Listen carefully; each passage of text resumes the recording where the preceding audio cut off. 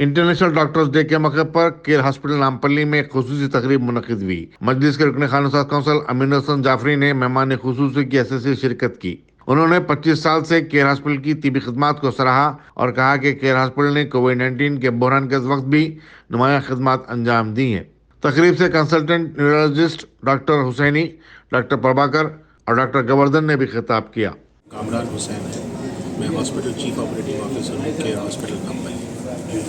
आज हम national doctors day celebrate कर रहे हैं और ये बहुत इम्पोर्टेंट दिन है क्योंकि आज का ही दिन हमको मिलता है डॉक्टरों का शुक्रिया अदा करने का, जो पूरा साल हमारे लिए सेल्फलेस सर्विस करते हैं। और स्पेशली पिछले 2 सालों में जहाँ पैंडेमिक ने की महामारी ने हमको इतना परेशान किया है और इतने लोग जो हॉस्पिटल में आए तो परेशान थे, कुछ लोगों को, बहुत से लोग अपने रिश्तेदारों की जान भी गंवानी पड़ी उनको। तो ये वक्त है कि हम तहे दिल से अपने डॉक्टर्स का और उनके प्रोफेशन का और उनके सेल्फलेस सर्विस का towards the humanity we thank them with and we express our ultimate gratitude towards them. Thank you very much.